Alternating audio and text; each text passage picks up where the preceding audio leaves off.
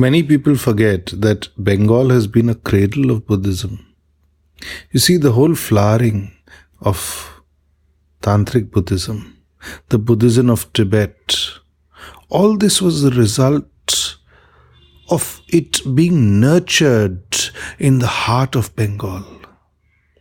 Great mystics such as Atisha, Tilopa, Naropa all trace their way back to this area. Bengal, a little of Orissa. Bihar, of course, has been named after the Buddhist Vihar. There were so many. So, for example, in Bengal during the Pal dynasty, Buddhism really flourished, and it was a hybrid. It combined the mysticism, the old tantric mysticism of Bengal, along with the Buddha's message, but more on the side of Mahayana. So it's the Mahayana side, and specifically the Vajrayana side, the Tantra side, which truly flourished. It went to Tibet and thereafter. So Tantrayan, Mantrayan, these were all things which flourished during the Pal dynasty, other dynasties and so on. Now, what are the essential points about the Buddhism of Bengal? You see, it started with the sublime message of Sakyamuni, Gautam Buddha himself. He talked about misery, he talked about human suffering, but you have to remember that the soil of Bengal had a very different take on Buddhism. You see, Bengal has always been a land associated with song, dance, a very rich culture. So later on you've had a Chaitanya Mahaprabhu who, even while being spiritual and having such a profound impact on world spirituality, in fact, his religion eventually became a dancing religion, a singing religion. The whole basis of Gaudiya Vaishnavism is this celebration of life, this celebration of God's name and so on. Similarly, the Baul mystics of Bengal, their whole path is one of song, one of ecstasy, one of celebration. And Rabindranath Tagore is, you could say, a manifestation of that. He took it to a different degree. The whole celebration of spiritualism, mysticism and so on, through the medium of the creative arts, through the medium of poetry, dance, song and so on. So we can see that the Buddhism of Bengal also is one primarily which dealt with gaining bliss. It did not give so much emphasis to the Buddhism as we normally know. You see, we are taught in school syllabus and so on that the Gautam Buddha identified sorrow and things like that. There's a lot of emphasis on sorrow and how to get over it. But this branch of Buddhism is exceedingly about the creation of blissful energy within ourselves. So that is the whole basis. Create an energy which allows you to attain to a great inner power. Create an energy which is meditative, yes, but which has a very ecstatic gratefulness to all of life. Whose very prayer is, whose very meditation is attaining to a crescendo, a great joy and culmination of life. It inquires into the infinite, but at the same time says that we ourselves are infinite. So the relevance of the inner infinity is very important when it comes to Bengal Buddhism. You see, the underpinning of Buddhism is that we are not to remain identified with the body. The underpinning of Buddhism is that we have to watch and be a witness from within ourselves. Watch from within. And when you watch deeply from within, you spontaneously go into a meditative state. It is a state of choiceless awareness, a state of non-judgment. So much of our energy in life is wasted in judgment, but Buddhism at its heart says, there's no need for judgment, just bring yourself to a calm state, and then you'll have insight into things. So the first thing is to attain to an inner tranquility. And when you attain to an inner tranquility, you automatically start having great insights into all of life, into how to function and so on. And that is what brings truly meaningful learning to you. So it's about maintaining an inner dignity. It's about always being ready to find the blissful purity that exists within yourself. It is all about inner awakening. And there are no excuses for us. This inner awakening is the key. This inner awakening is the synthesis of your being with the higher, with the wisdom of the higher, with the wisdom of the highest, with the wisdom of existence and life itself. So it's a question of relating to life in a very deep way. It's a question of making even misery instantly into bliss. It's a question of not thinking of the tomorrow, living in the moment and realizing that all miracles are possible in this moment. That is the only sacredness. That is the sacredness which Gautam Buddha emphasized. That is the sacredness which the Bauls emphasize. That is the sacredness which Rabindranath Tagore emphasizes.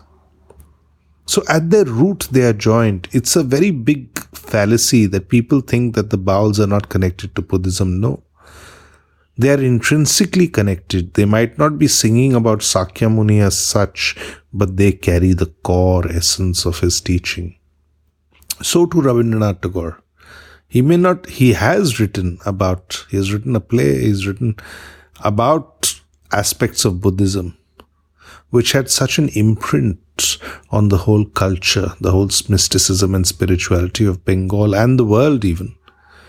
But the fundamental thing is that it is not talked in terms of metaphysics.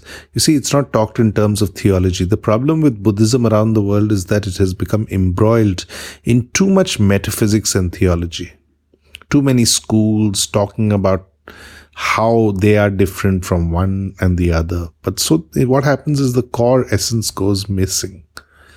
The harmony, the energy of harmony goes missing. But in Bengal, what has happened is that the essence of it was distilled and found its way into the folk culture of the land, found its way into the voices of myriad Baul mystics, into poets like Rabindranath and so on. And remember, all the deities which are worshipped in Bengal are also worshipped in some form in Tibet. So this is the biggest fallacy. The Buddhists say that no, we are very different from that aspects of India. We are very different from the old religion of India. Ours was a new flower, but they don't realize that it's actually a culmination of many, many different paths, along with the Sakyamuni Buddha's paths. It is a total vision of living. And really the idea to understand Buddhism is when we have a totality of vision. Only then can we understand its expressiveness. Only then can we understand its non-material dimensions.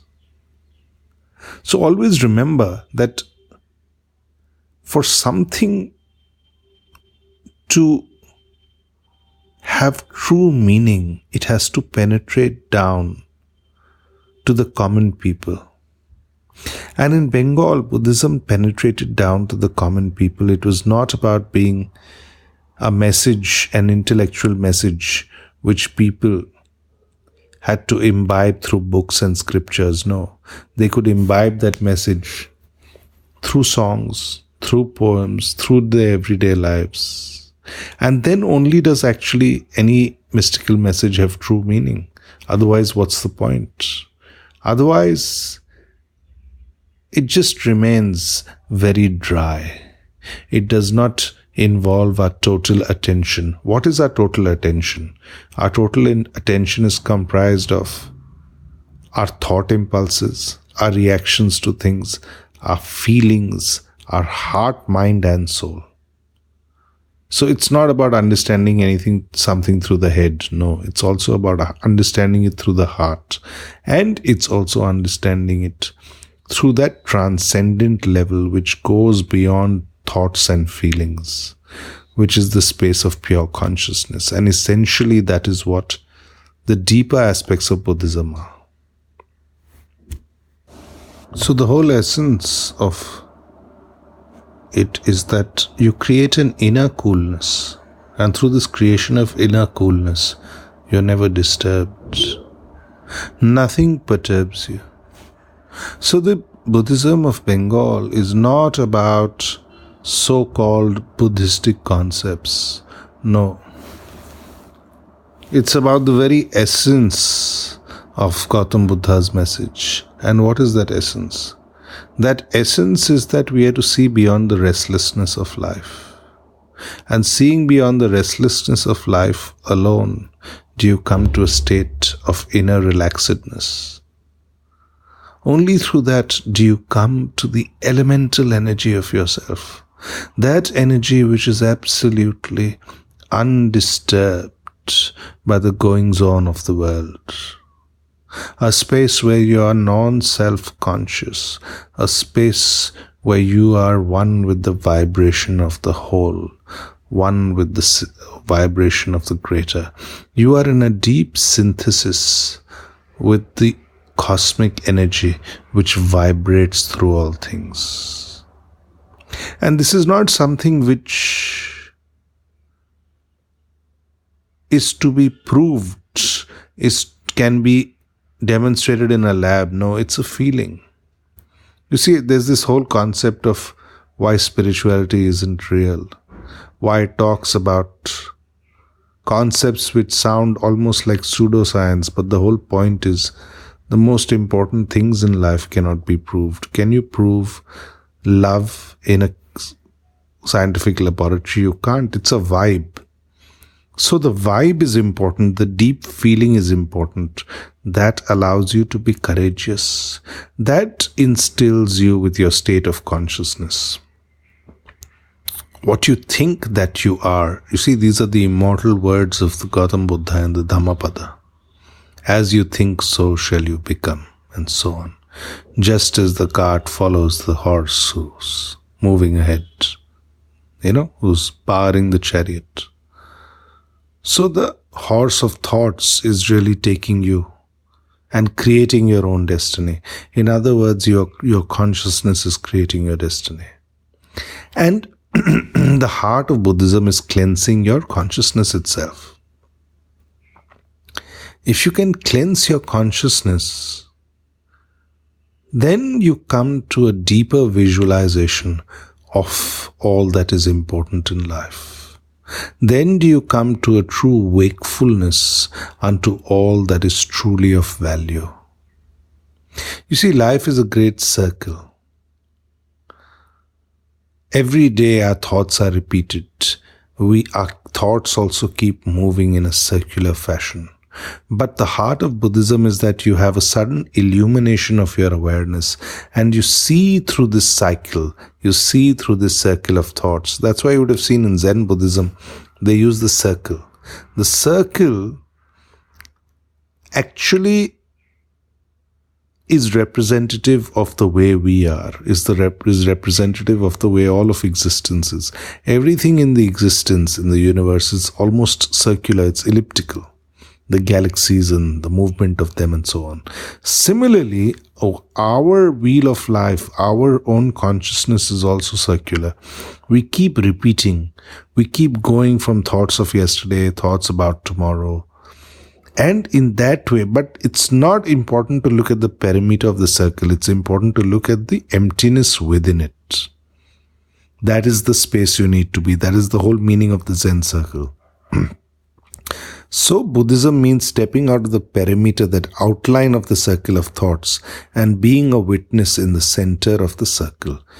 In Zen terms, it's called being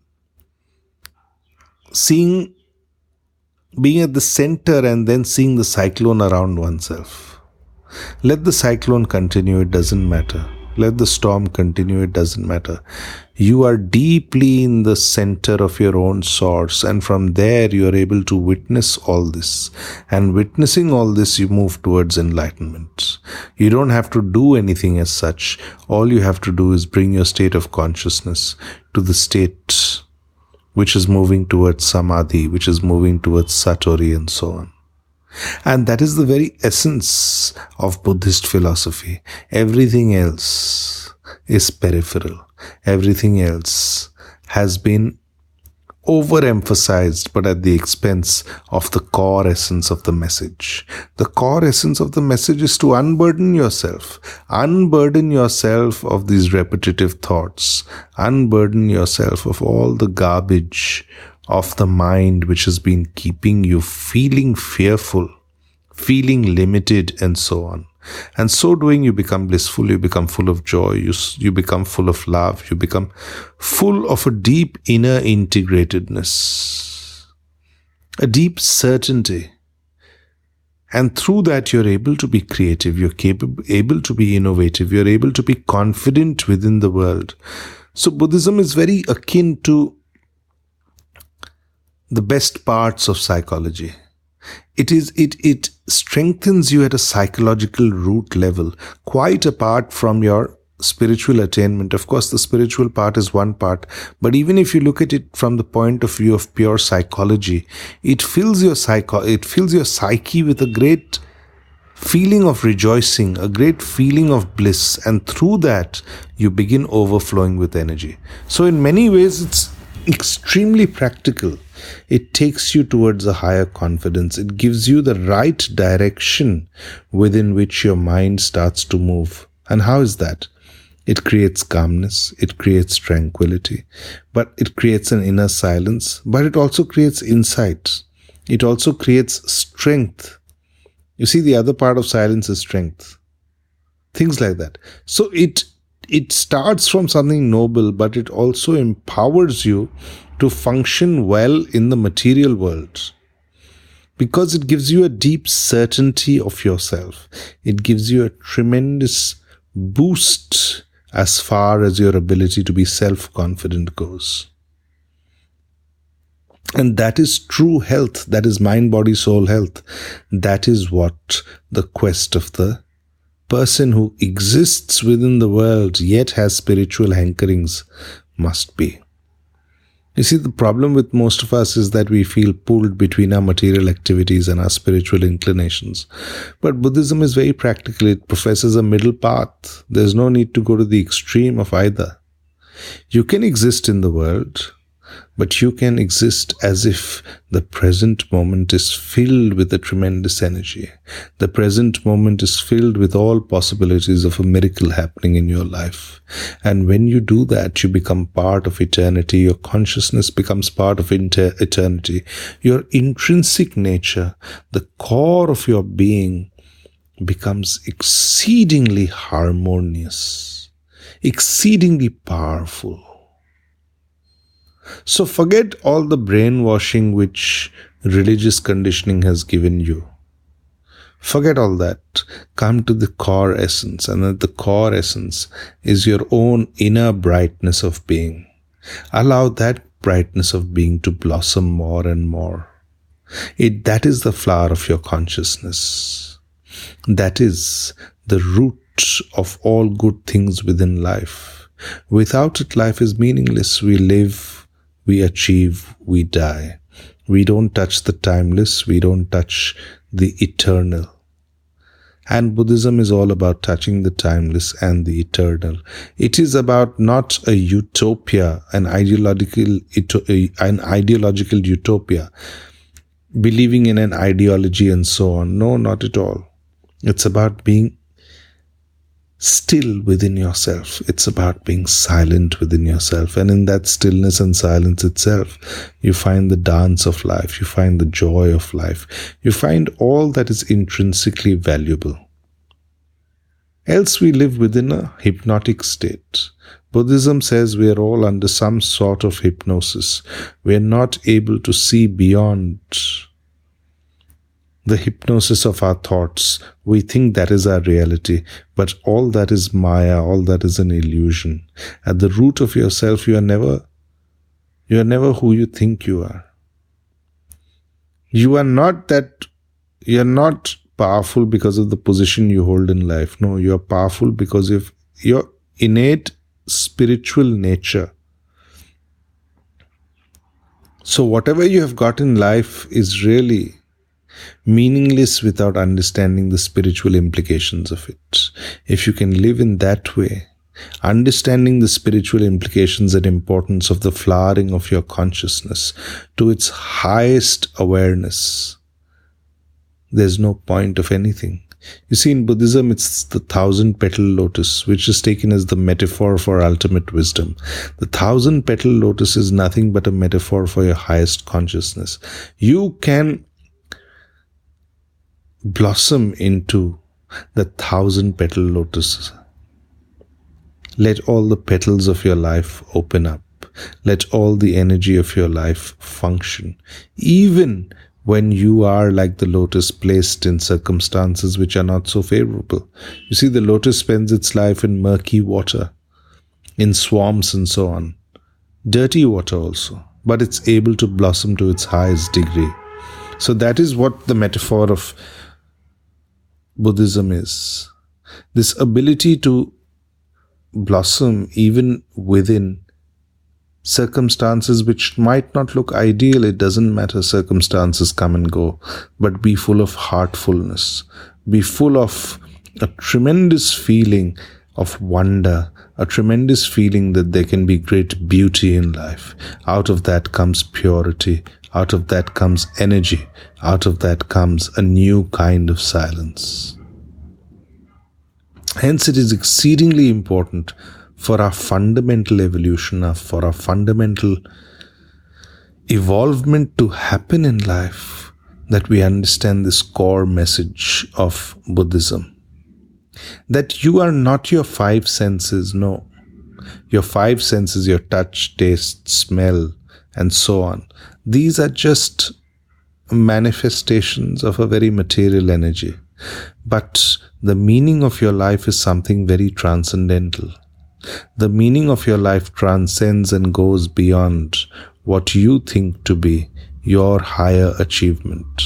The higher achievement is really moving towards higher bliss, towards a higher harmony. If you move towards that, then you're truly living your life with quality. And religion has been reduced to a ritual. What's the point? It's absolutely pointless for Buddhists to identify themselves as Buddhists and not look at the core essence which defines Buddhism itself. The problem is the identification as a Buddhist itself can sometimes take you away from the realization of its highest messages. Because you think, okay, I'm a Buddhist monk, I'm a Buddhist leader, and so on. Hence, I can teach people about Buddhism. Hence, I can say that no, Buddhism exists very separate from Hinduism. It is a very different part from Jainism. That is completely absurd. It is not at all different. It carries the core essence of all of these paths. That is very important to understand. And that way, Bengal has been a great confluence, a great meeting of rivers of various paths.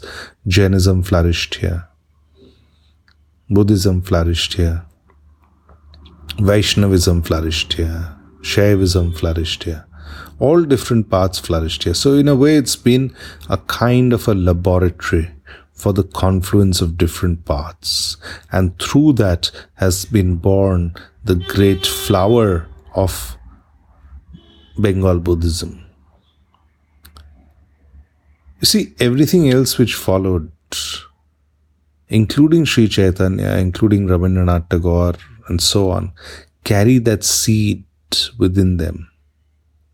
Carry the seed of that essential culture of Bengal, which allows it to be a great meeting place for different paths. It's like a meeting of rivers, and when rivers meet and flow on together, they become much more and more powerful. They're able to go to the ocean with greater speed. So, when it comes to a tradition of Bengal Buddhism, it's not about gathering answers from the usual books in Pali and Prakrit and Sanskrit and so on. No, that's not the point. It is about realizing that whichever ground the Buddhas walked on, the realized beings walked on, became holy ground. It is not about identifying Bodh Gaya as holy ground, sacred ground. No. It's not about identifying a particular town where the Gautam Buddha spent his life to be holy. No.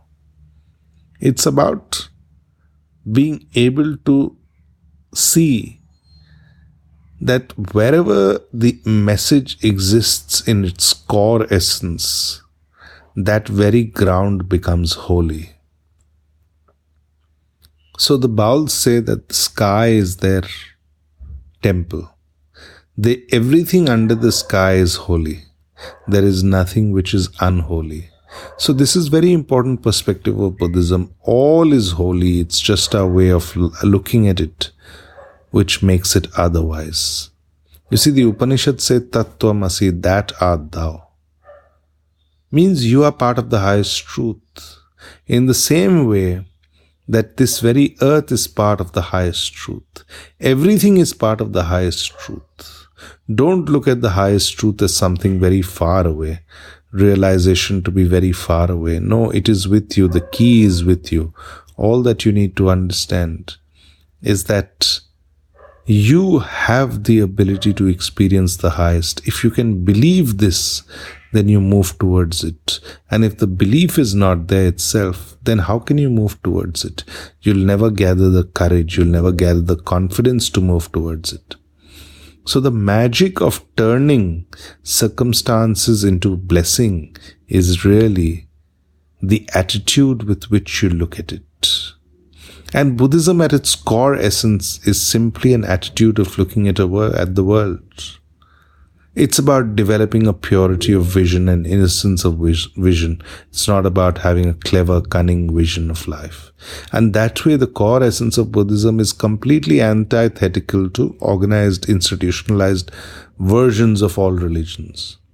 Because those rely on manipulating people. Those rely on their own theology, their own scriptures, and so on. But the essence of Bengal Buddhism has always been beyond scriptures, beyond theology, beyond even certain individuals. The individual comes and goes. The truth, the consciousness, the mind stream remains. You see, in Buddhism, there's a very core concept of the mind stream. This perennial consciousness, this flow of consciousness, which has continued as an unspoken, invisible language of the consciousness between all the Buddhas, the millions of Buddhas through the ages. This radiates. Let this radiate through your being. It's available to you. You just have to fall into a harmony. Bring your energy into a harmony with this feeling that yes, I can also experience what the Buddha experienced. I can also experience what the Tirthankaras experienced. With that courage, you'll see that everything around you radiates with great joy, with great peace. The circumstances that you looked at as being against you, the people that you looked at as being against you, also seem to be radiating with a vibe which is favorable. So once you have this vision, then you'll find that there's nothing you are afraid of. There's nothing you feel is against you.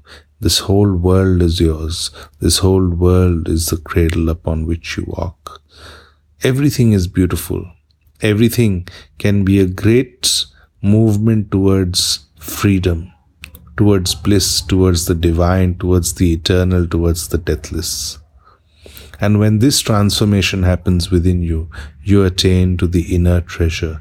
You attain to a totality of being which seems almost like when the season of spring, Vasant, comes, everything is born afresh. So be born afresh. That is the essential message, the core essence of Buddhism itself, and as it was personified, as it was sung over the ages in Bengal. Interestingly, being born again is also a very Christian concept, the whole concept of resurrection and so on. But in the Buddhist context, it means very metaphorically, more metaphorically, it means going back to the source of love, going back to the source of peace, going back to the source of yourself. And at that very source, tapping into the great ecstasy of energy which resides there, the great courage which resides there, the great joy and fulfillment which resides there, the great strength and infinite power that resides there, and bringing it into action in your own life.